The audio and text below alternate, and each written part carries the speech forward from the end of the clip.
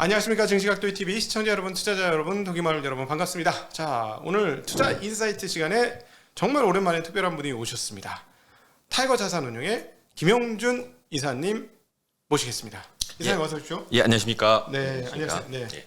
저희 참 오랜만에 봬요. 예, 거의 한 6개월 훨씬 넘었죠. 저희 작년 7월이니까요. 거의 1년 가까이 됐죠. 1년. 예. 네. 저희가 그동안에 몸만 닿던 것은 그만큼 시장이 어려웠다. 어려웠죠. 네, 어려웠습니다. 그렇다고 지금 뭐 풀린 것 같진 않고 연중 최저점을 찍었던 상황이니까. 네. 근데 운용자들 입장에서는 올해보다는 오히려 작년이 좀 더 어렵지 않았나 싶긴 한데 어떠셨어요? 저희는 작년이 더 어려웠습니다. 작년이 더 네. 어려웠고 가장 큰 이유는 작년 같은 경우에는 시장이 가는 종목만 갔고 네. 그 가는 종목들이 대부분 굉장히 높은 밸류에이션에서 거래돼서 그거- 그걸 쫓아가기도 어렵고 안 따라가자니 수익률 안 나오고 좀 어려웠던 국면이었습니다. 그렇죠. 1월에 반도체도 사실 많이 올랐고 자동차도 그 밸류에이션 사기는 애매했고 그다음에 중반에 소위 말하는 네카오라고 불리우는 인터넷 플랫폼 기업들도 그랬고 이제 활용 점정이 마지막 연말이었습니다. 게임, 엔터테인먼트, NFT, 메타버스. 예. 정말 미치는 줄 알았어요. 예. 그 저희가 정말 거래를 하려고 해도 저희 조금 사기도 하고 일부 네. 매매도 했지만 참 저희 기준에 맞지 않으니까 네. 이거를 매수 타이밍이나 매도 타이밍도 잘 못 잡고 그리고 실제로 저희가 비중을 많이 치지도 못하고 이러다 보니까 굉장히 고생을 많이 했습니다. 그렇죠. 네네. 그런 걸로 수익률 올리는 펀드들이나 그런 팀들은 있었고 분명히 네, 그게 눈에 있었죠. 보였고 네네. 근데 또 다른 주식은 빠지니까 수익률은 줄줄 새고 특별히 9월달 이후에 저는 수익률이 줄줄 샜는데 어떠셨어요? 저희도 작년 하반기는 굉장히 수익률이 부진했었고요. 네. 5월 고점을 이후로 쭉 수익률이 좀 마이너스 계속 나다가 연말에 저희가 수익률이 딱 플러스로 났습니다. 다행스럽게 그렇게 나왔어요. 연 기준으로 연초 예, 대비 예. 그래서 연말에는 거의 플러스 났는데 네. 사실은 연말에 수익률 올렸던 큰 부분 중에 하나는 저희 시장이 조금 지난번에도 저희 7월 때 와서 말씀드렸지만 시장이 많이 고평가돼 있고 조심은 해야 된다라는 말씀을 드려서 저희도 조심하고 있었는데 이제 수익률에 대한 부분들에 대해서 저희가 어느 정도 수익은 고객한테 돌려드려야 된다라는 생각이 좀 있어서 그래서 방어적인 부분들을 조금 많이 연말 정도에 12월 달 작년 이럴 때 조금 풀고 저희가 롱 포지션 가져가면서 수익률 좀 올리고 끌어올리고 이러면서 저희가 이제 1월 달에도 이 분위기가 이어지겠다 이런 효과도 좀 있을 거고 그래서 저희가 포지션은 그대로 유지한 채 1월 달을 맞았는데 네. 그때가 가장 힘든 시기였죠. 시장이 무너지면서 저희도 사실은 조심한다고 했지만 거의 시장이 무너진 거를 많이 그대로 데미지를 받았습니다. 작년에 조심한다고 저는 한전 들어가 있었어요. 이게 조심한다고 현금 대신으로 네. 그냥 현금 들고 있을 걸.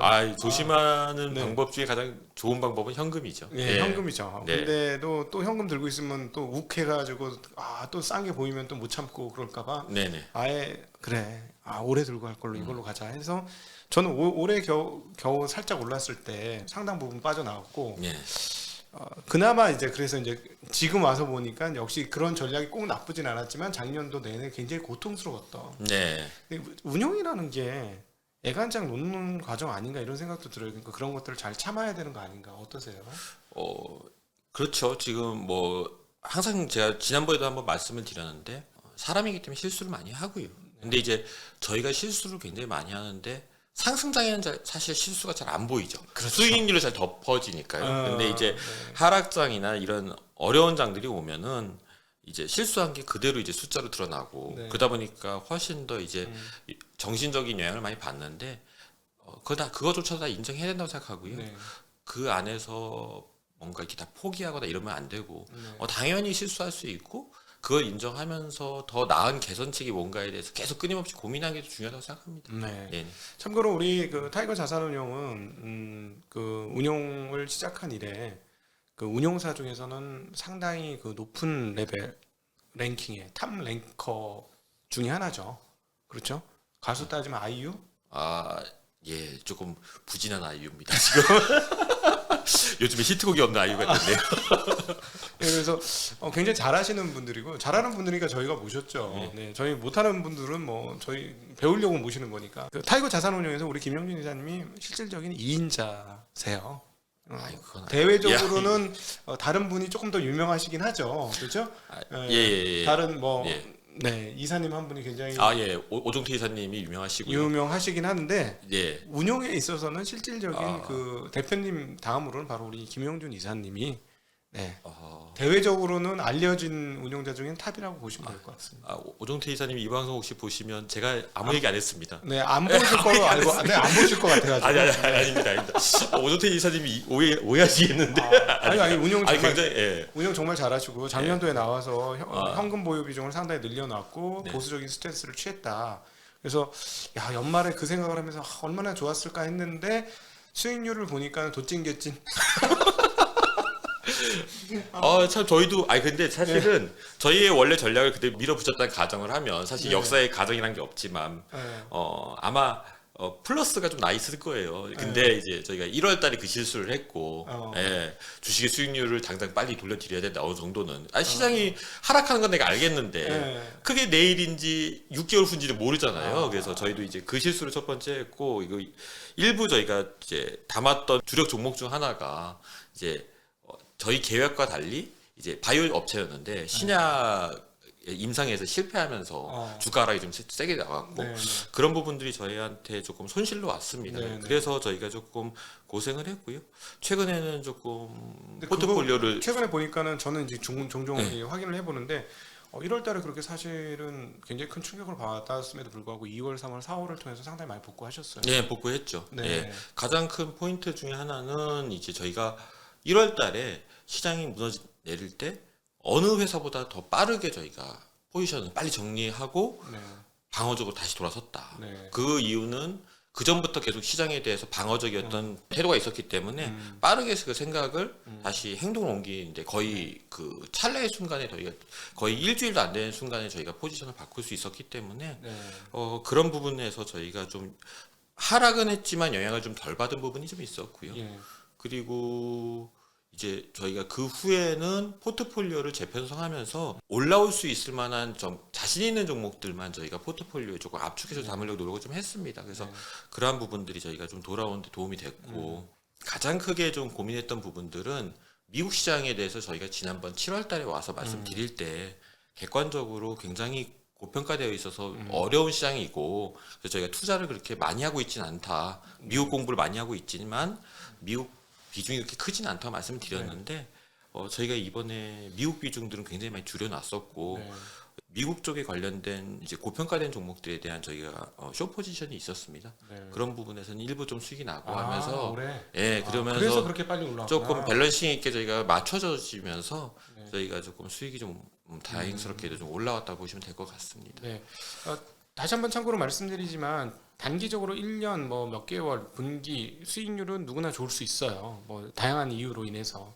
그러나 3년, 5년, 8년, 10년 꾸준히 좋은 거가 사실 진짜 어렵고 그게 실력이라는 거 저는 생각을 하고요. 그런 측면에서 실력 있는 운용사가 타이거 자산운용이다라고 생각합니다. 사실 저희하고는 무슨 어떠한 제휴 관계도 없어요. 없습니다. 없죠. 그런데 우리 그 업계에서 그래도 꾸준하게 인정받고 잘하시는 분들을 모셔서 저도 운용을 하는 입장이니까 운용자끼리의 토크라고 생각하시면 좋은데 유튜브 역사상 이런 거는 거의 처음 아닐까요?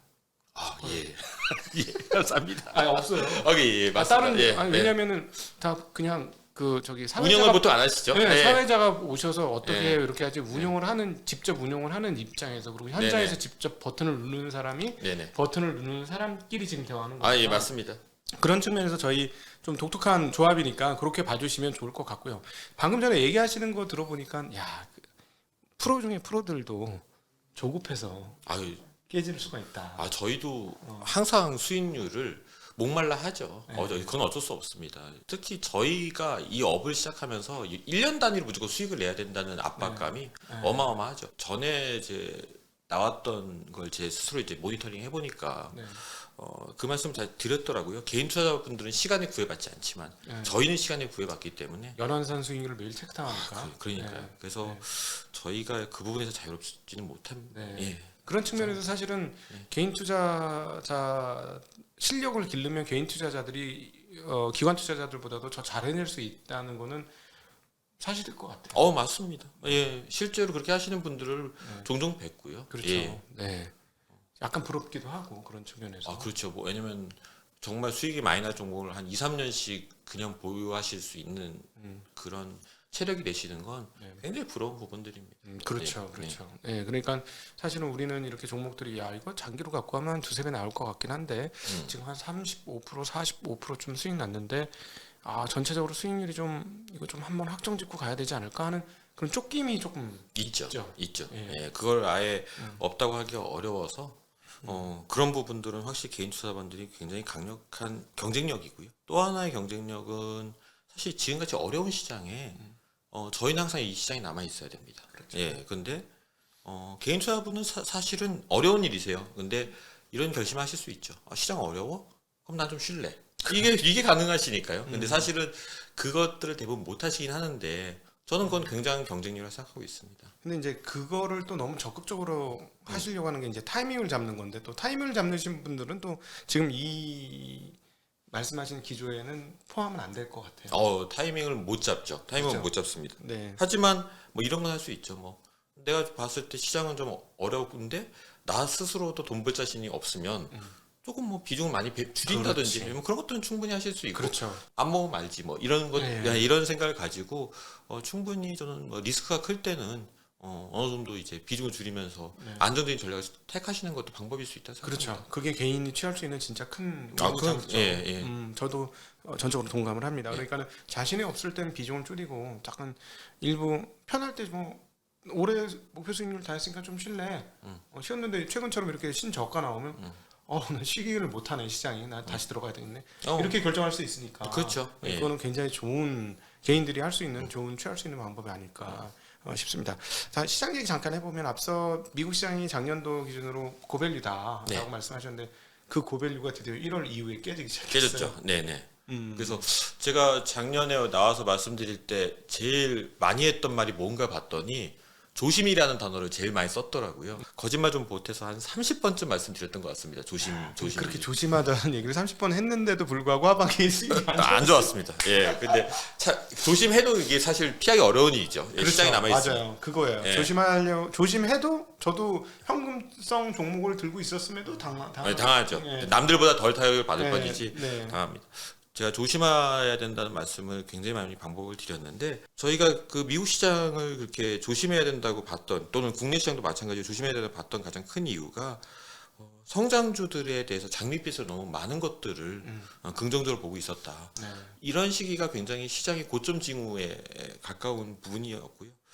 그렇지만 제가 그때 말씀드리면서 이러한 고밸류에이션이 굉장히 위험한 징조이고 이러한 부분들이 조그만 안 좋은 일들이 악재들이 쌓이게 되면 무너질 수 있는 부분이어서 위험하다고 말씀드렸지만 그 반대 부분에는 유동성이라는 부분이 존재해서 네. 시장이 굉장히 끝까지 갈 수 있다, 올라갈 수 있다. 이거 양쪽 다 열어놓으셔야 된다는 말씀을 드렸는데 결국은 상승 포인트인 유동성과 그리고 하락할 수 있는 위험 요소인 밸류에이션이 높은 부분들이 결국 부딪히다가 결국 1월 달에 유동성이라는 부분이 감소할 수 있고 축소될 수 있다는 것들이 커지면서 결국은 이제 하락할 수 있는 포인트만 남고 그것이 결국은 하락으로 나타난 것이 아닌가 네. 이렇게 생각하고 있습니다. 사실 그때 말씀하셨을 때보다 미국 주식 많이 올라갔어요. 많이 올라갔죠. 그 유동성들이 계속 버텨줬으니까요. 예, 많이 올라갔고 저는 하이라이트라고 느꼈던 부분이 언제였냐면 12월 중순 넘어가니까 아직도 국장에 그러니까요. 예. 나는 얻어 터지긴 했지만 싼 데 있어. 싸니까 있는 건데 아직도 국장에 밥 같은 사람 이러면서 거기 돈 버는 사람들이 꽤 많이 나왔잖아요. 많이 작년 나왔죠. 12월 네. 1월 네. 초까지 고점을 찍었으니까 굉장히 힐난조로 무시당하고 이렇게 저가 그런 느낌 많이 받아요. 제가 유튜브를 하다 보니까 예. 그 느낌이 있거든요. 그렇죠. 댓글들이 계속 붙죠. 예, 예. 그러면서 좀 약간 내가 이렇게 국장에 남아 있으면서 모욕을 당하는 이 시츄에이션이 정말 기묘하다. 예. 기묘하다라고 생각했거든요. 네네. 그래도 프로 투자자인데 네네. 기묘하다 했는데 역시나 말씀하신 대로 그 이후에 긴축 스탠스 딱 발휘되자마자 네. 아주 뭐 시장이 지금 52주 최저가까지 미국 기준으로 네네. 빠진 흐름인데요. 자, 그럼 미국 나스닥 이 PER 배수 한 30배 가던 것이 좀 많이 빠졌습니다. 예, 16배, 15배 뭐 얘기도 나오고. 예, 거기까지 떨어져야 된다. 네, 네, 네. 그러려면 앞으로 한 400포인트, S&P 기준으로 한 400포인트 더 떨어져야 되는 건데, 자 이제는 그럼 고밸류 아닙니까? 아니죠. 지금 밸류에이션이 많이 내려왔죠. 그래서 네. 지금은 뭐 평균적인 회귀다 이렇게 말씀들 많이 하세요. 네. 그러면 이제 시장뷰는 어떻게 보느냐 이제 고민을 하실 텐데 네. 저희는 거의 이제 매일같이 시장과 그다음에 뭐 밸류에이션이나 살만한 종목이나 이런 얘기들을 거의 매일같이 1시간 이상을 계속 토론을 하고 있는데 네. 저희 스터디를 계속 하고 저희가 내린 결론 회사의 어떤 내린 결론은 이재현 대표님이 이제 이 표현을 쓰셨는데 전 굉장히 합리적이라고 생각해요. 주식의 사계라는 말씀 들어보셨죠? 네. 네네네. 앞에 이름을 기억이 안 나서 구니오라는 분이 이제 말씀 일본 무라카미 군. 예 맞습니다. 무라카미 군이요. 네네. 네. 무라카미 군이요. 제가 그분 책을 읽지는 못했습니다. 근데 이 포인트는 알고 있죠. 아니 왜냐면 저 코스트라니의 달걀이나 아니면 뭐 네. 다우 이론이나 사실 다 비슷비슷하잖아요. 똑같은 얘기죠? 네, 다 똑같은 네. 얘기니까요. 네. 그래서 왜 갑자기 이 얘기를 꺼내냐면 그 이론의 결국 핵심적인 부분은 시장은 총 4개의 단계를 거쳐 진행되고 첫 번째 단계가 유동성 장세, 두 번째가 이제 실적 장세, 네. 그 다음에 이제 역금융 장세, 그 다음에 마지막이 역실적 장세 이렇게 이제 4계절을 지나게 되는데 지금 우리가 어느 국면에 있느냐를 이제 얘기할 때 이재현 대표님의 표현이 지금은 역금융 장세가 끝난 시기쯤으로 보면 되지 않겠느냐. 왜냐하면 유동성이 빠져나가면서 멀티플이 비쌌던 종목들이 쭉 다 빠져 내려왔으니까요. 네. 근데 이제 저희가 생각했을 때 그럼 역실적 장세는 왔느냐? 그건 아직 안 왔다는 게 저희 생각입니다. 네. 하지만 5월 들어서 최근에 실적이 부러질 수도 있는 거 아니야라는 우려감과 함께 주가도 한 번 더 빠지고 있는 상황인데 네. 역실적 장세가 완전히 진행된 건 아니고 역실적 장세의 초입 정도로 저희 느낌을 갖고 있고요. 그렇다면 결국 시장이 우려하는 부분 바로 뭐 경기가 침체된다든지 부진하다든지 이런 부분들이 같이 겹치면서 실적이 조금 부러질 수 있는 그러면서 실적이 좀 내려오면 내가 원래 퍼 15배라 생각했는데 퍼 20배였네 뭐 이런 상황들이 벌어지면서 주가 한 번 더 조금 더 빠지는 그 구간을 거쳐야만 이제 하락장이 끝나지 않을까. 그래서 저희는 하락장이 굉장히 많이 진행됐다고 생각하지만 아직은 조금 더 남은 부분이 좀 있다. 미국 시장 기준입니까? 미국 시장 기준이 있고요. 근데 국내 시장도 일정 부분은 어느 순간 영향을 받을 수밖에 없겠다. 네. 왜냐하면 국내 시장이 글로벌 경기와 다 연동되어 있고요. 그렇죠. 미국 경기를 무시할 수 없는 상황이고 그러다 보니까 일부는 이러한 영향을 받을 수 있겠다라는 생각을 좀 가지고 있습니다. 그래서 저희가 물론 이러한 생각은 거대한 틀에서의 어떤 흐름을 보고 있는 거고 경기 침체나 부진이란 부분이 올지 아니면 그냥 무난하게 지나갈지도 저희 사실 판단할 수 없고 또 하나 부분은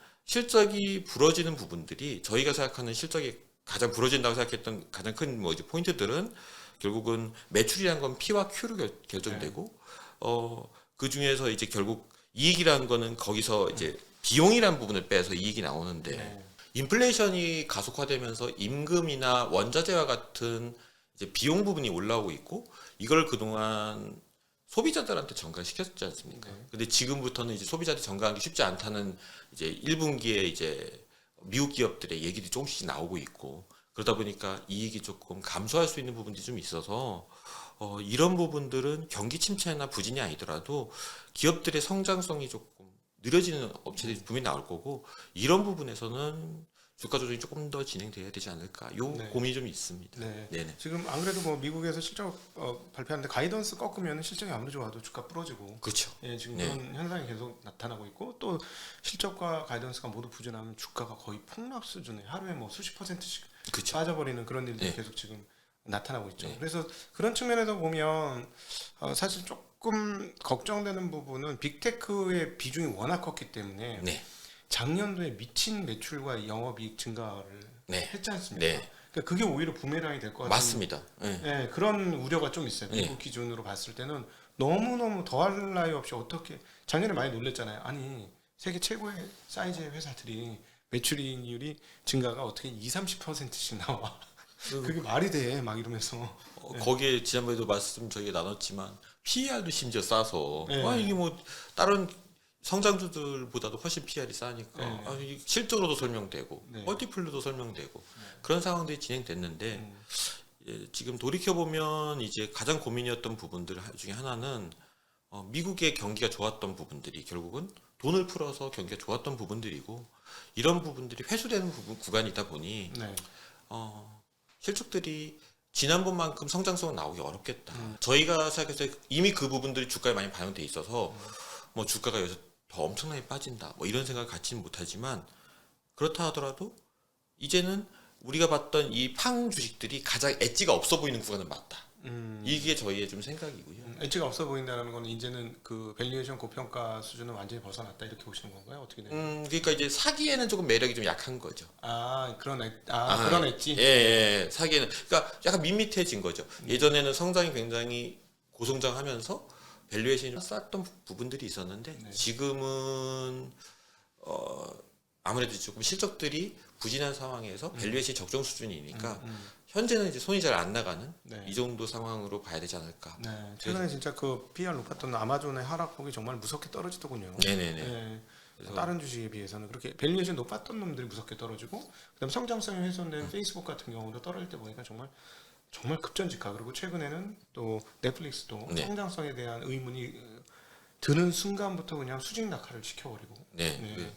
이 평상시에 굉장히 이제 안정된 시장이면 아마 주가가 이 정도까지 또 하락하지 않을 수도 있을 텐데 네. 시장이 또 계속 두려움들이 있잖아요. 나중에 경기가 부진할지도 모른다는 두려움들이 있다 보니까 그것들을 미리 좀 선반영하고 있는 것들이 아닌가 싶고요. 사실은 저희 기준에는 매수를 이제 막 스타트해야 될 기준을 넘은 기업들이 조금씩 보이고 있어요. 좀 예. 많이 떨어진 기업들. 이건 그렇죠. 그리고 사실 팡 주식들도 지금 주가에서 사야 되느냐 팔아야 되느냐를 꼭 고민한다면 굳이 둘 중에 하나 선택하라고 한다면 아마 산다에 투표를 할 것 같고 실제로 그렇게 버튼 눌러야 될 것 같은데 그럼에도 불구하고 방금 말씀드린 대로 아직은 하락 구간에 있고 아직 하락 구간이 완전히 끝나지 않은 조금 그런 생각을 갖고 있는 상황에서는 조금은 더 지켜보자 정도로 저희가 지금 판단하고 있습니다. 어쨌든 이제는 그 소위 말하는 밸류에이션 타겟팅하는 사정거리까지는 들어오는 기업들이 이제 보이기 시작한다. 옛날에는 넘사벽의 밸류에이션이었기 때문에 우리처럼 가치 투자를 하는 사람들 입장에서는 나는 줘도 못 먹어. 이거 나는 무서워서 못 가. 이랬는데 이제는 그 무서움은 떨쳐버릴 수 있는 수준의 밸류에이션까지 내려와서 내려와 있죠. 예, 사정거리 우리가 조준을 해서 사격을 할 것이냐 말 것이냐에 고민하는 구간까지는 들어왔는데 분위기가 워낙 지금 현재 그러고 또 어느 정도의 긴축이 있을지 모르니 그럼 이건 밸류에이션을 낮추는 그렇죠. 밸류에이션의 레인지를 낮추는 요소가 되니까 그걸 낮췄으면 아무리 사정권이라도 보다 가까이 왔을 때 우리는 사격을 해야 된다 네. 하는 그런 말씀이시죠. 네. 그래서 이제 시장을 보면 이제 적정 밸류라는 게 존재하고 네. 저희가 대략적으로 보면 이건 적정 밸류라는 생각들을 가지게 되고 이제 그거보다 이제 많이 올랐을 때 저희는 오버슈팅 한다 얘기하고 실제로 오버슈팅하는 구간이 있으면 또 언더슈팅하는 구간이 존재하잖아요. 네. 저희가 분명히 작년 하반기에 그 오버슈팅하는 구간을 봤고 저희가 이제 이제부터 하락을 하고 있는데 이 시장의 하락이 적정한 수준에서 멈출 수도 있지만 네. 사실 또 한번 언더슈팅 구간을 갔다가 다시 올라올 수도 있어서 이 양쪽 다 지금 열어놓고 있는 상태다라고 봐주시면 될 것 같고 그러한 두 개의 생각과 확률을 고민해 보면서 저희가 포지션 비중을 늘리는 걸 굉장히 조심스럽게 천천히 늘려가면서 이제 좀 눈치 보면서 늘려가고 있다. 네. 지금 그래서 늘리는 걸 아주 본격적으로 하거나 하고 있지는 않고 조금 관찰이 좀 길게 진행되고 있는 구간이다. 네. 지금은 조금은 저희가 한 템포 쉬고 있는 구간으로 좀 봐주시면 좋을 것 같습니다. 네. 한국 시장으로 넘어오면 한국 시장은 이제 삼성전자 기준으로 보면은 이제 300조 대까지도 시가총액이 예. 주저앉았어요. 네네네. 야, 영업이익 55조 이상 하는 회사를 400조도 아니고 이제 300조, 물론 390조 대이긴 합니다만 거기까지 내렸다? 이거는 이제 소위 말하는 언더밸류가 시작된 거 아니냐? 언더밸류 시작됐죠. 예. 네. 맞습니다. 그러니까 물론 이제 미국도 그렇게 될 수 있다는 거예요. 삼성전자가 이 실적에도 이 가격이 나왔으니 뭐 미국의 밸류가 적정 밸류가 뭐 한 15배에서 18배 사이라면 예를 들어 그 밸류가 뭐 12배에서 15배 사이로 바뀔 수도 있는 거니까 그렇게 될 수 있는데 우리는 이미 삼성전자에서 봤다라는 건데 이제부터 더 떨어지는 건 좀 심하지 않습니까? 예를 들어서 이제 지난번에도 이제 나와서 잠깐 말씀을 드렸을 때 삼성전자 하락을 하는 국면에서 분할 매수 하시는 분도 계시다. 그래서 월별로 뭐 분할 매수 하시겠다고 이제 글을 써주시는 분도 계시고 해서 제가 지금은 분할 매수 하실 때는 아닙니다라고 말씀을 드리기도 했고 하락이 더 진행될 것 같습니다라는 말씀을 드렸었습니다. 가장 큰 이유는 이제 실적이 굉장히 반도체 경기도 좋았고 실적도 굉장히 좋았는데 이미 이제 그것들을 많은 부분을 주가에 반영을 했다가 빠지는 구간이었고 그러한 이제 상승할 수 있는 룸들이 좀 적어진 상태에서 이제 주가가 빠지기 시작했기 때문에 일정 부분은 이제 주가 할인이 분명히 존재할 거다라고 해서 이제 주가 좀 빠질 거라 생각했는데요. 이미 많이 이제 주가가 빠져서 할인된 구간이어서 지금부터는 그러면은 살 수 있느냐를 이제 굳이 팔아야 되냐 사야 되냐를 굳이 나눈다면 사야 될 구간은 맞고요. 근데 이제 본질적으로 왜 주가가 빠졌느냐를 조금 고민을 좀 해보면 네. 하이닉스나 삼성전자나 마이크론이나 이제 D램 업계는 이제 반도체 업계는 결국 세 개 업체의 과점을 이제 그렇죠.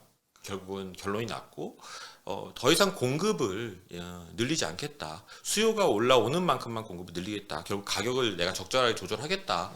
이와 같은 뭐 이제 결정이 이제 뭐 거의 이제 암묵적으로 이루어지고 있는 상황이어서 사실은 실적이 부러질 염려가 거의 없는 기업이 돼버렸습니다. 그렇죠. 네, 네. 이건 너무나 정말 해피한 상황인 게 실적이 디램 가격이 어느 정도 이제 부러지지 않은 상황에서 Q를 보면 P는 고정되어 있는데 Q를 보면 빅그로스가 연간 20%씩 나오는 산업이니까 네.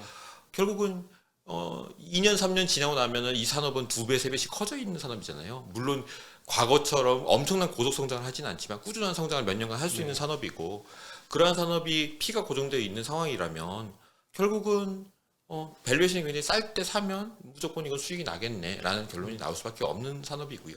그런데 왜 이 산업이 지금 조정을 받고 왜 할인을 받고 있느냐? 네. 제가 봤을 때는 배당주하고 지금 똑같은 상황이라고 생각하고 있습니다. 배당주가 어떤 특징들이 있냐면 배당을 뭐 6, 7%씩 주면은 주가는 예를 들어서 뭐 10,000원짜리 주식인데 600원, 700원의 배당을 꾸준하게 주면 주가도 10,000원에서 꾸준하게 유지가 돼요. 네. 그런데 주가가 올라가지는 못합니다. 왜 못 올라갈까? 예를 들어서 뭐 원래는 10,000원짜리였다고 가정을 하고 9,000원이나 8,000원에 거래가 되면 예서 9,000원에 8,000원에 할인돼서 거래되는 상황에서 주가가 올라갔다 다시 또 내려옵니다. 왜 그런 현상이 나타날까? 그 이유는 배당을 꾸준하게 늘려주지 못하면 네. 배당을 계속 똑같이 주면 조금 이제 그 원래 이제 받아야 될 금리보다 조금 할인돼서 이제 그 배당주가 유지된 가장 큰 이유가 언젠가는 얘의 그 업황이 어려워지거나 이 기업이 어려워지면 배당을 한번 안 주는 구간이 나올 수도 있는데 그때 주가가 폭락했다가 올라올 수도 있지 않니? 네. 그렇게 생각하면 결국은 그 위험 리스크에 대해서 그만큼 할인을 해야 된다. 그런 논리 때문에 사실은 네. 이제 배당주를 이제 보통 할인 거래 하는데요. 네. 저는 삼성전자나 하이닉스도 지금은 그런 구간인 것 같다는 생각을 갖고 있습니다. 그러니까 삼성전자와 하이닉스가 실적이 절대적으로 계속 유지되겠지만 저희가 상상할 수 없는 경기 부진이 오면 실적이 한번 부러질 수도 있지 않냐는 두려움들이 있는 거죠. 그 부분만큼은 지금 할인하고 있는 상황이어서 그것이 현실화 될지 안 될지에 따라서 주가는 다시 반등할 수도 있고 네. 다시 조정받을 수도 있고 이런 구간 정도에 맞춰져 있는 것이 아니라고 생각하고 있고요. 다만 시간이 지나서 어려운 구간이 한번 왔다가 지나갈 수도 있습니다. 그 구간까지 저희가 계속 분할 매수해 가면 수익은 정상화됐을 때는 다 돌아올 거다라고 생각하고 있습니다. 네네네.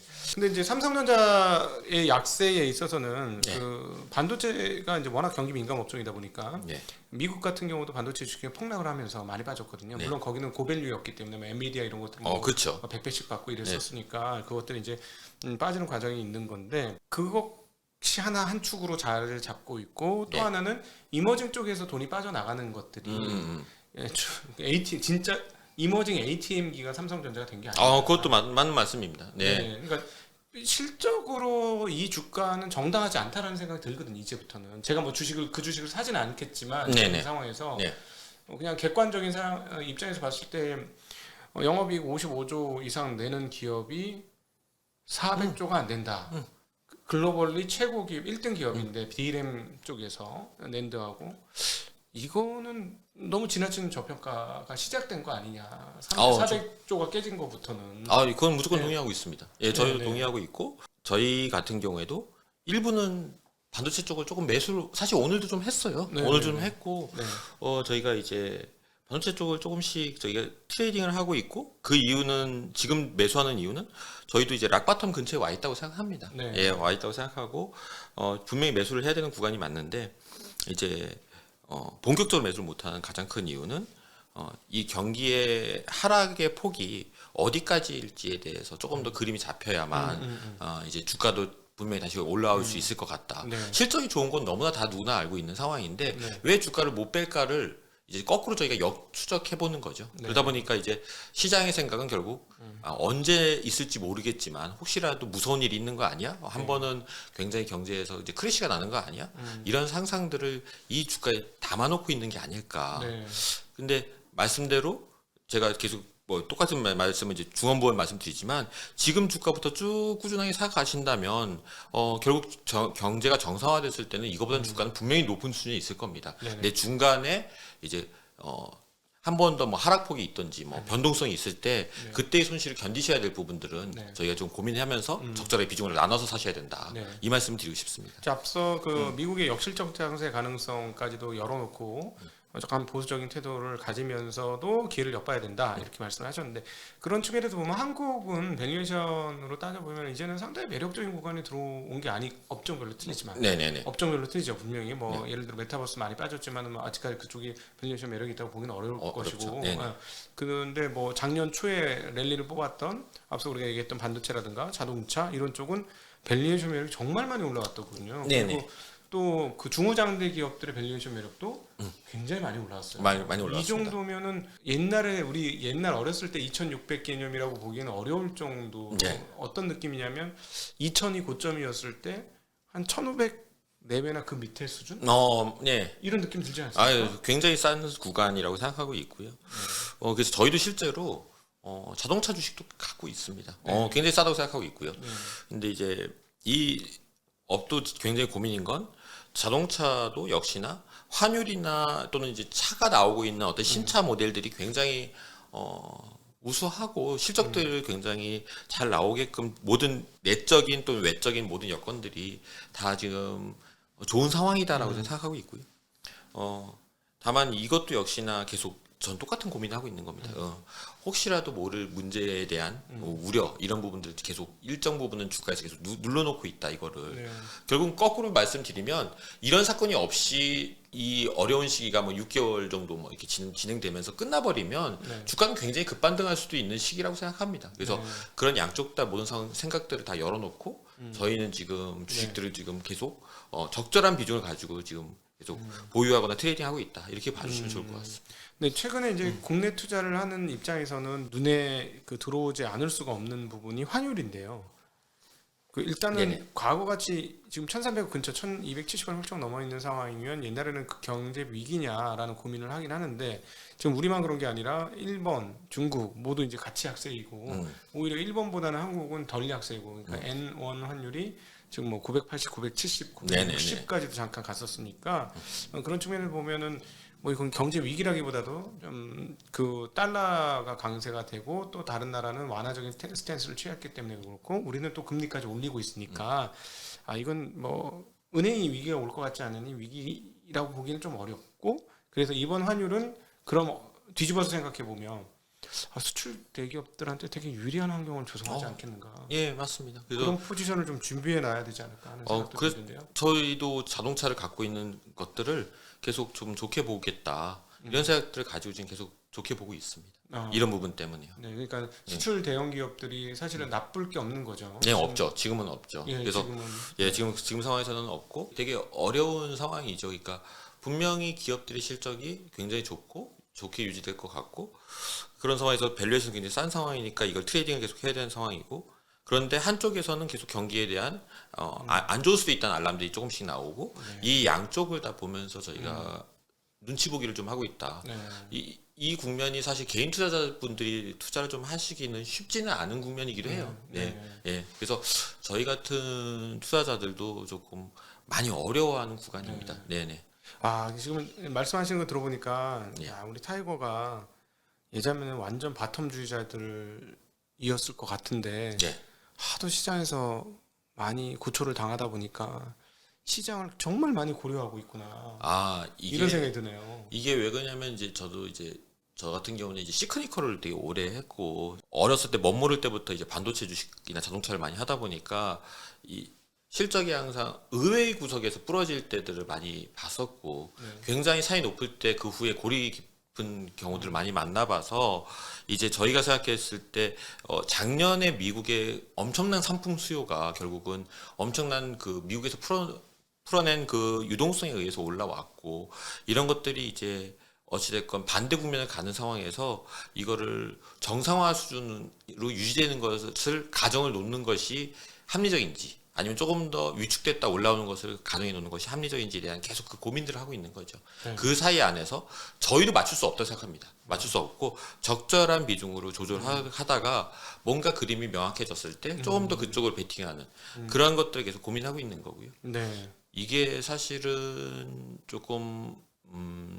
말씀대로 이제 시장을 너무 고려하는 거 아니냐고 생각하실 수도 있지만 기업의 실적이라는 건 결국 숫자 이면에 있는 근본적인 매출을 일으키거나 이익을 만들어내는 근본적인 이유와 원인들이 있는데 이런 것까지 저희가 고민을 해봤을 때 충분히 이것들은 조금 위험도 조심해야 되고 지금 상황에서는 그리고 기회도 엿봐야 되는 상황이어서 그걸 다 고려하고 있는 상황으로 보시면 될 것 같습니다. 네. 작년도 하반기보다는 그래도 전반적으로 시계열이 훨씬 더 부드러워졌다는 느낌을 많이 받습니다. 말씀하시는 게 작년도 7월 달에는 굉장히 조심해야 된다는 조심해야 된다고 말씀드렸고 제가 그래서 사실은 오늘 나오면서 오늘은 조심이라는 단어 대신 도대체 무슨 말씀을 드려야 될까? 왜냐면 작년에는 제가 7월 달에 나오면서 리스크와 조심이라는 말을 꼭 말씀드리고 가야 되겠다. 그거 하나만 제가 여기서 이 방송을 이제 보시는 분들에게 이제 전달해 드리면은 내 할 일은 충분히 다 했다고 생각했고요. 오늘 제가 이제 말씀드릴 부분들은 우선은 일정 부분 주식 사실 수 있지만 적절하게 인내하시고 좀 고민은 하셔야 된다는 생각을 좀 갖고 있고요. 이거는 조금 제가 이제 너무 보수적일 수도 있지만 어쨌건 시장이 제가 봤을 때 바이어 마켓과 셀러 마켓을 봤을 때 지금 분명히 사는 사람이 유리한 국면이거든요.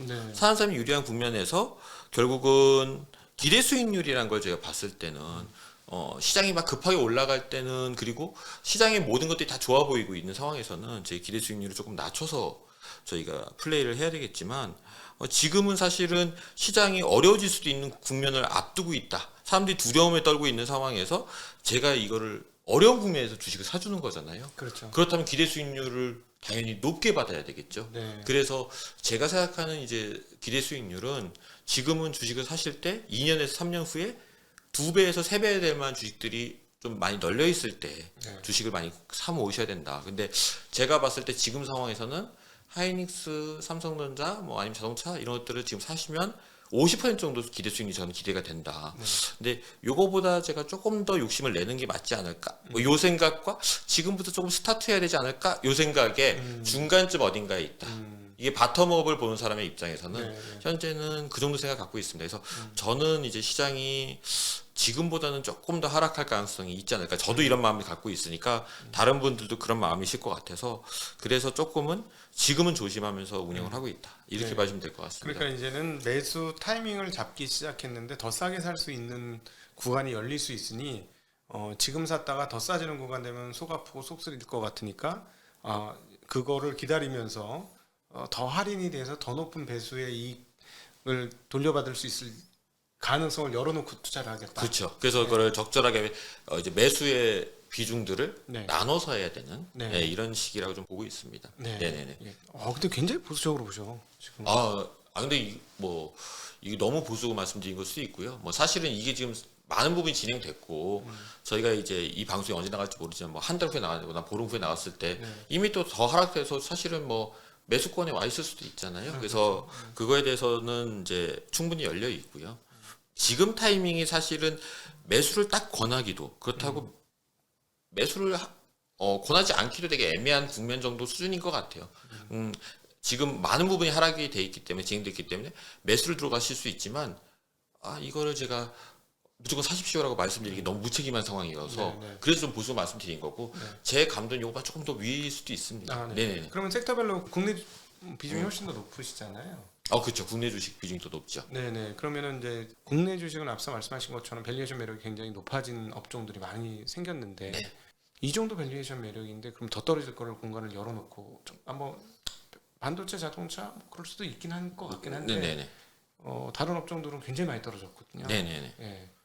최근에 전기전자 기판 올라가는 거 보면 지금 무섭게 올라가지 않습니까? 네네네. 네. 이제 저희 같은 경우에는 좋게 보는 이제 섹터를 물어보시는 거 질문을 제가 봐야 네. 되는데, 저희는 우선 엔터를 좀 좋아하고 있습니다.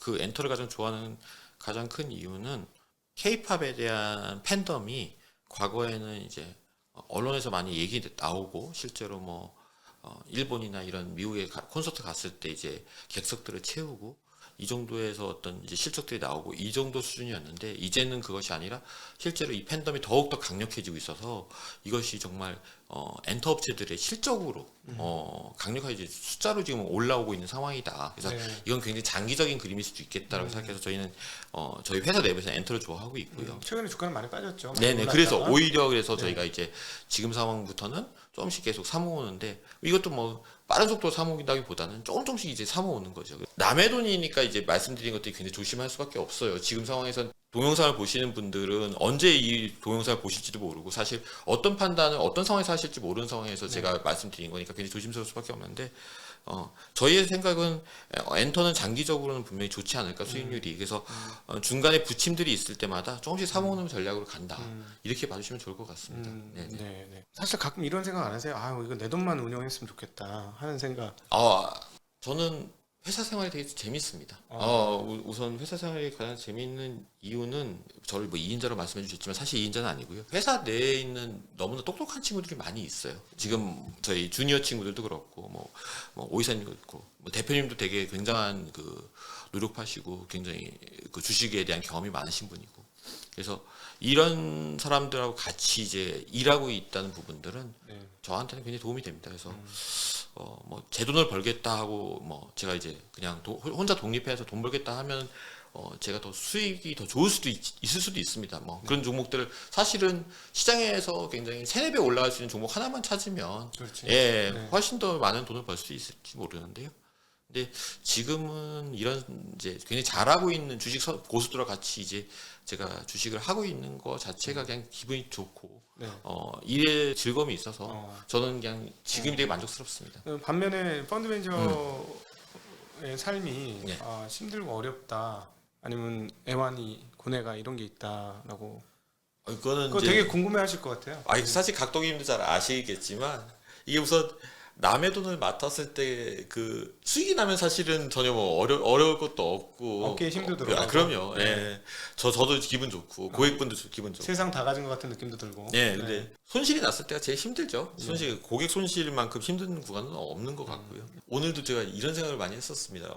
올 때 제가 2번에 이제 작년 2번 제가 출연하면서 굉장히 많이 웃고 갔어요. 웃으면서 주식 얘기를 하면 굉장히 즐겁잖아요. 그래서 저도 주식 얘기만 나오면 굉장히 기분이 좋아서 웃고 갔고, 그래서 오늘도 굉장히 많이 웃을 수 있겠구나라고 왔는데, 아직 저희가 고객 수익률이 마이너스예요. 그러다 보니까 언제부터? 올 초? 1년 수익률도 마이너스이고요. 네. 올해도 사실은 마이너스예요. 그래서 네. 저희가 이제 그동안 마이너스를 이렇게 오랜 기간 유지한 적이 거의 없거든요. 그래서 네. 제가 정말 웃으면서 얘기할 줄 알고 왔는데, 역시나 이제 말씀드리는 게 웃기는 쉽지는 않습니다. 이게 저는 이렇게 우울한 사람은 아닌데, 예, 쉽지는 않습니다. 그래서 거기다 또 이제 처음에 화두부터가 이제 시장 뷰에 대해서 말씀드리는데, 저조차도 이제 너무 조심스럽게 말씀드리고 있으니까, 예, 그래서 조금 웃으면서 좀 얘기하겠습니다. 예. 그 고객들이 어떻게 그 반응할 때 기분 좋고 기쁘고, 어떻게 반응할 때 슬프고, 이런 게 있으실 것 같아요.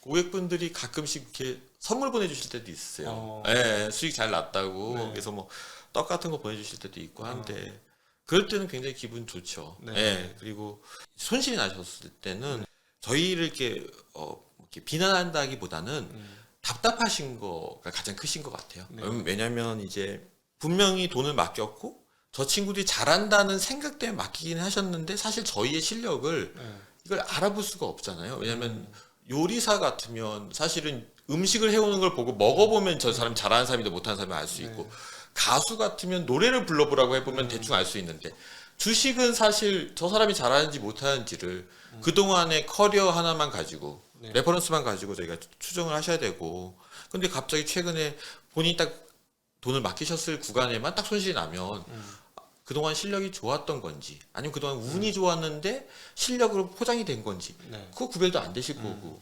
그러니까 당연히 답답해 하실 수밖에 없어서 저희도 사실은 그럴 때 가장 좀 힘듭니다. 그래서 이제 저희가 하는 이제 방식은 거의 저희가 분기마다 고객 설명회를 해요. 네. 인터넷으로. 네. 그래서 고객분들한테 우리가 어떤 부분 실수했고 어떤 부분은 지금 대비하고 있고 어떤 식으로 시장이 흘러가면 우리한테는 굉장히 좋을 거고 어떤 식으로 흘러가면 불리할 수 있는데 이런 것들을 저희가 어떤 식으로 이제 운영하면서 잘 조절할 거다. 뭐 이런 말씀들 좀 드리면 그 좀 답답한 부분들을 조금 해소시켜 드릴 수 있죠. 뭐 한국에서 최근에 보면 ETF가 정말 너무너무 많이 증가하잖아요. 네네네. 그래서 ETF가 그것도 일종의 펀드긴 펀드죠. 펀드죠. 예. 근데 액티브 펀드라기보다도 일종의 패시브 펀드고 네. 심지어는 이제 액티브 ETF까지 나오긴 했는데 네. 좀 찹찹하지 않습니까? 저는 이게 왜 찹찹하냐면 과연 ETF를 해서 개인들이 수익이 좋을 수 있을까? 오히려 더 나쁠 것 같은데 이런 느낌 들어서 찹찹하거든요. 그 찹찹함을 떠나서 저의 고민은 현실적인 거죠. ETF를 투자하는 어떤 자금의 흐름은 멈추진 않을 거다. 네. 그건 뭐 현실일 것 같고요. 왜 이런 현상이 나타날까? 우선 전문가나 운영을 한다는 분들의 수익률들이 생각보다 계속 부진했다. 네. 그게 가장 큰 이유겠죠. 결국은 그러다 보니까 내가 인터넷 방송 보고 내가 또는 뭐 직접 공부해보고 네. 돈의 흐름도 내가 추적해보고 그러면서 돈이 될 만한 걸 내가 직접 투자하겠다라는 생각들이 계속 늘어나시는 것 같고 그건 당연한 흐름이라고 생각합니다. 하지만 문제는 말씀하신 대로 개인이 그 모든 판단들 더 굉장히 정확하게 하시기 굉장히 어려워요. 운영을 굉장히 잘 하실 수 있는 운영자를 만나시는 것도 굉장히 중요한 포인트고요. 직접 다 판단하시기 어려우시니까 예. 제가 지난번에도 한번 그 말씀 드렸을 텐데 좋은 펀드 매니저들이 운영하는 펀드 몇 개를 골라서 그렇게 나눠서 투자하시는 것도 방법입니다. 그래서 꼭 ETF를 다 정확하게 뭐 본인이 다 판단해가지고 투자하시는 것들이 항상 좋은 수익을 내지는 못할 수 있습니다. 예, 그건 저도 동의합니다. 네. 아니 좀 걱정이 많아요. 제가 어제도 식당에서 밥을 먹는데 네. 저보다 훨씬 젊으신 분들이에요. 투자하는데 나 2억을 넣었는데 그게 내 여유돈 전부야 이러면서 2억을 갖다 놨는데 젊은 분이 얘기하는 걸 들어보니까 초보자예요. 야 그럼 이 험한장에서 제가 과연 어떻게 견딜까? 그런 분들은 사실은 2020년처럼 그냥 시장이 무조건 올라서 수익 나는 거 외에 작년 부터 나타난 그런 상황에서 올해까지의 흐름을 들어보면 정말 어려울 텐데 이렇게 되면 주식 시장이 개인들의 자산을 늘려서 노후를 보장해주는 그런 도구가 되지 않고 오히려 마치 투자판처럼 돼가지고 들어오면 잃고 들어오면 잃고 이렇게 되는 거 아닌가 하는 걱정이 네네네. 참 많이 들더라고요. 네네네. 저는 이런 말씀 좀 드리고 싶은데 저희가 약을 하나 개발하더라도 사실은 엄청난 오랜 기간의 그 연구와 그리고 임상 실험이라는 걸 3번이나 거치잖아요. 그러고 나서 안정성을 확보한 다음에 보통 신약으로 나오는데 이게 왜 그러냐면 사람의 생명을 다루는 일이기 때문에 그런 거죠. 근데 저희가 돈이라는 것도 거의 사람의 생명과 굉장히 중요한 포인트입니다. 자기의 돈이라는 게 1억, 2억이라는 돈이 어떻게 보면 어느 사람의 생명일 수도 있고요. 그러한 돈을 이제 다루실 때 임상 실험처럼 하진 않더라도 최소한 굉장한 많은 고민과 그 다음에 검토와 그리고 실제로 테스트를 해보셔야 돼요.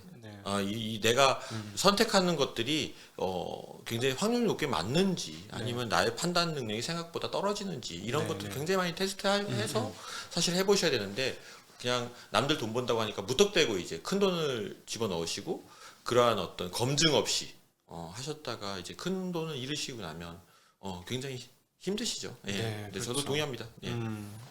그러면 우리 개인들이 어떻게 하면 투자에서 좋은 결과를 얻을 수 있을까요? 그 오랫동안 펀드 매니저 생활을 하셨으니까 내 주변 친구들한테 어떻게 투자해라고 얘기해 준다는 마음으로 아니면 우리 친척한테 솔직하게 그냥 나한테 맡겨 뭐 이런 저한테 잘 안 맡기더라고요. 저한테 맡기라는 얘기 많이 했는데 예. 그 생각보다는 의외로 네. 여기 그 김영준 이사님 친인척들 잘 들으시죠? 친구들하고. 네.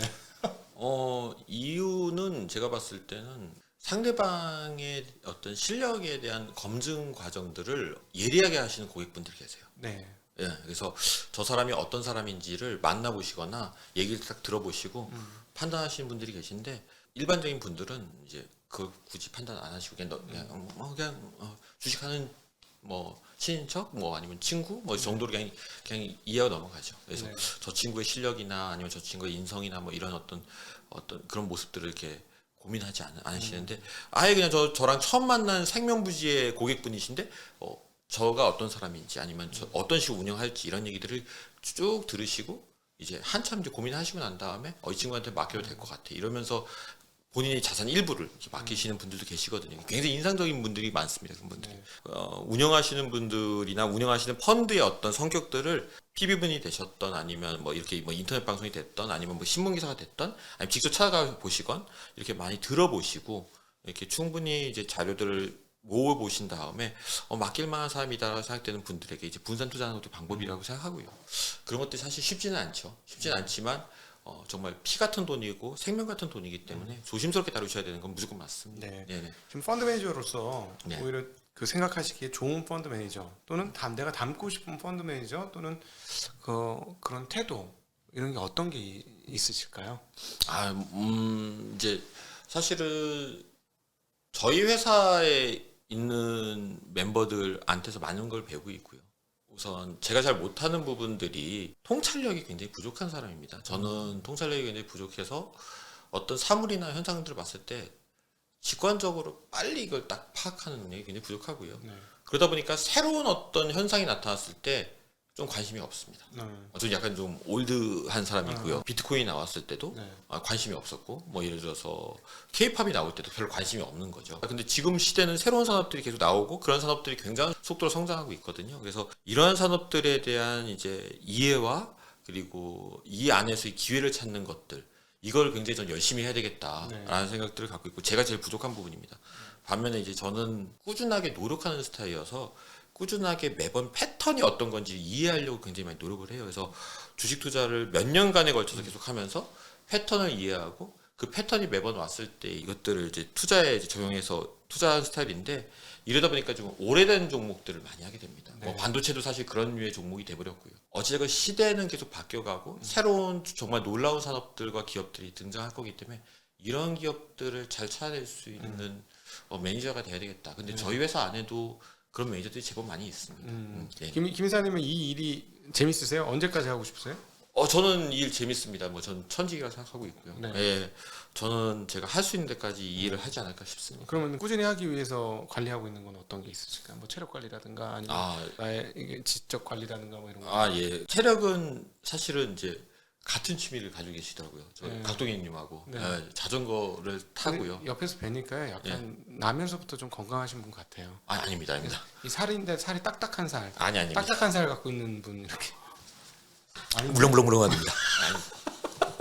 걸렸네요. 예. 네. 사실은 제가 타이거에 입사하기 전까지만 해도 체력이 굉장히 떨어졌고요. 도저히 이렇게 해서는 제가 회사에서 살아남을 수도 없고 매니저로 살아남을 수도 없겠다 싶어서 집에서 회사까지 1시간 정도 걸려요. 차로도 지하철로도 자전거로도 딱 1시간 거리입니다. 모든 게 한 시간. 딱 1시간 거리입니다. 그래서 제가 자전거를 타고 출퇴근을 해야 되겠다 해서 한 1년 정도 출퇴근을 좀 했고 체력이 많이 올라왔어요. 근데 이제 그 후에 이제 시장이 코로나 터지고 뭐 그 후에 또 시장 급등하고 또 지금 최근에 또 시장 수익률 안 좋고 그러다 보니까 최근에 이제 자전거 타는 걸 많이 이제 포기했는데 방송에서도 제 스스로 약속을 하면 올해 내로는 다시 자전거 타면서 다시 체력을 다시 올려야 되는 그런 상황이라고 생각하고 있고요. 앞에서 뭐 말씀드렸듯이 최근에 이제 제가 이제 매니저로서 살아남기 위해서는 이제 과거에 제가 충분히 알고 있던 종목들은 이제 계속 이제 제 알던 걸 가지고 또 패턴이 있으니까 그런 것들 가지고 이제 투자를 하면서 유지하고요. 이제 제가 이제 최근에 이제 관심 있는 건 해외 기업들에 대해서 굉장히 관심 많이 가지고 있습니다. 네. 그래서 제가 주니어 친구들하고도 계속 해외 종목들 새롭게 이제 발굴하고 같이 공부하면서 어떤 기업들이 어떻게 돈을 벌고 있는지 굉장히 많이 보고 있고 이런 안에서 조금 기회를 좀 더 넓혀보자 이런 생각을 좀 갖고 있습니다. 네. 사실 미국 기업이 지금 고밸류에서 이제 떨어지기 시작하니까 이번에 실적 발표하고 이렇게 흐름들을 보니까 참 단순해요. 주가 흐름이. 네. 실적 좋으면 주가 오르고 실적 나쁘면 주가 떨어져요. 네네. 미국은 하락과 상승 논리가 네. 굉장히 단순합니다. 네. 근데 한국은 제가 아까 말씀드린 대로 거꾸로 뭐 실적이 좋음에도 불구하고 주가 못 오르려고 할인되는데 그게 또 앞에 생길지 안 생길지도 모를 리스크에 대해서 이미 할인하고 있고 뭐 이런 복잡한 걸 구조를 가지고 있어서 네. 훨씬 더 투자하기 어렵죠. 네. 그렇죠? 네. 그러니까 게다가 또 거버넌스 이슈도 안 좋은 기업들로 있죠. 굉장히 많아서 중견 기업 이하의 뭐 대기업도 그런 데가 있고 뭐 네. 네, 중견 중소기업들 중에서 그런 기업이 많으니까 밸류가 제대로 반영이 안 되고 안 될 수 있죠. 야로도 많고 네. 진짜 그런 측면에서 요즘에 이제 이렇게 미국 증시가 하락하고 나니까 네. 좀 로직이 단순한 저쪽도 저도 관심을 좀 가져봐야 되겠다는 생각이 들긴 네네. 하더군요. 네네. 네. 하지만 이제 뭐 장점도 있죠. 국내 시장은 저희가 너무나 잘 알고 있는 시장이라서 그렇죠. 예, 투자를 훨씬 더 조사를 훨씬 더 디테일하게 할 수 있는 그렇죠. 그런 장점이 있습니다. 네. 저희가 해외에 있는 소비자 기업들을 분석할 때 가끔씩 저희가 뭐 해외 직배송을 받아서 이제 물건 사보기도 하고 써보기도 하는데 그것만 가지고는 한계가 분명히 그렇죠. 있거든요. 네. 그래서 이제 정보의 우위라는 부분에서는 국내 시장도 계속 투자는 해야 된다 이렇게 네. 생각하고 있습니다. 네. 예. 혹시 그 오늘 정말 오랜만에 나와주셨는데 네. 우리 시청자분들한테 소위 말하는 기관 투자자세요? 그렇죠. 네네. 근데 기관도 약간 좀 다른 기관이지. 근데 사람들이 말하는 기관 투자자의 개념은 사실 저런 데 아닙니까? 뭐 우체국, 뭐 기금, 연금, 네네. 뭐 이런 데서 자금 받아갖고 벤치마크를 추종하시는 네, 그런 기관들이죠. 그런 분들이 진짜 기관 투자자고 저희들은 사실 개인들의 자금을 받아서 운용하는 프로 투자자일 뿐이지. 네네. 그 직업 투자자이지. 그래서 이제 기관으로 불릴 수는 있으나 기관 투자자하고는 조금 성향이 다른 거죠. 조금 결이 좀 다르죠. 예, 네, 그게 맞습니다. 다르죠. 그래서 개인 투자자들에 대한 애정도 있고 저희들은 조금 그런 측면이 좀 다른 것 같은데 한번 우리 시청자분들한테 작년부터 많이 힘들어하시는 분이 많아서 자 어떻게 힘내시라고 어떻게 하면 좋으실까 뭐 이런 얘기를 좀 예.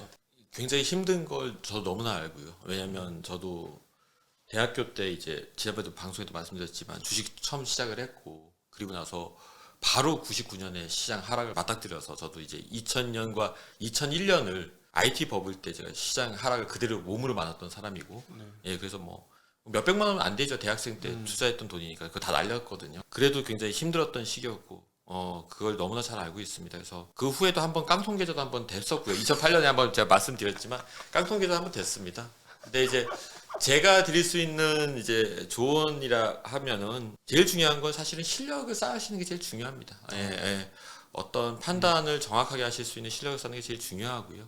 그런 것들 하시기 위해서는 이제 지금같이 저희 뭐 방송을 계속 봐주셔줬고 따로 책을 사서 보셔도 되고 또는 본인이 조금씩 투자해 보시면서 어떤 게 나랑 투자 스타일이 맞고 돈을 벌 수 있는 방식인지에 대해서 고민을 많이 해보시는 것들이 굉장히 중요하고요. 이러한 실력을 쌓는 과정 중에 또 하나 제가 부탁드릴 수 있는 말씀은 시장에 꼭 살아남으셔야 된다. 우리가 흔히 얘기하는 강한 자가 살아남는 게 아니라 살아남는 자가 강한 거니까. 그렇죠. 그래서 여기는 정말 정확히 그렇습니다. 그래서 시장에서 절대 너무 위험한 투자들을 하셔서 퇴출당하지 않는 아주 일정 부분 계속 살아남으실 수 있는 그러한 것들을 계속 유지하시면서 실력을 키워 나가시면 분명히 수익은 돌아온다. 그 말씀을 좀 드리고 싶습니다. 어려운 길이죠, 그런데. 네. 오늘 우리 타이거 자산운용의 실질적인 2인자 김영준 이사님을 모시고 시장에 대한 이야기 해봤는데 확실히 우리 이제 펀드 매니저나 저희 운용하는 사람들은 일희일비하 하지 말자고 맨날 얘기를 하고 사람들한테 그렇게 얘기하지만 수익에 따라서 수의 수비하는 것 같아. 그렇죠. 수희 손비, 네네. 그죠? 네. 수익에 기뻐하고 손실에 슬퍼하죠. 슬퍼하는 이런 구조가 어쩔 수 없는 것 같아요. 네. 저도 4월달 마감 어떻게 해서 겨우겨우 잘 해놓고 5월달 시작하자마자 한 주간 얻어맞고 나니까 우울증 올 것 같더라고요.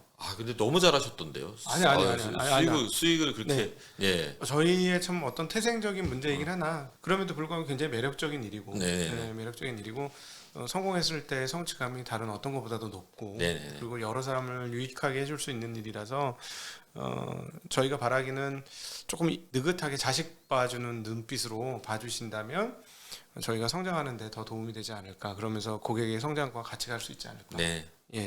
그런 생각을 합니다. 좀 어려운 구간도 있지만 핵심은 그건 것 같아요. 정직하게 꾸준히 열심히 하느냐.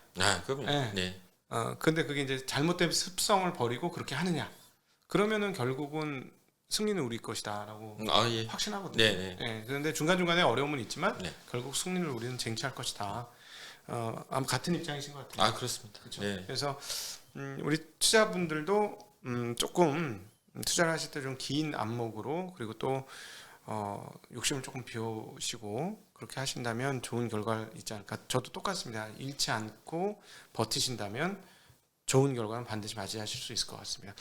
이런 걸 통해서 여러분들이 우리 진짜 전문 투자자의 애환을 보셨을 것 같습니다. 자, 여러분 긴 시간 함께 해주셔서 진심으로 감사하고요. 또 오늘 귀한 시간 내주셔서 자신의 삶과 자신의 일에 대한 나눔 해주신 우리 김용준 이사님께도 감사드립니다. 아, 예, 감사합니다. 네, 같이 인사드리겠습니다. 고맙습니다. 예, 감사합니다.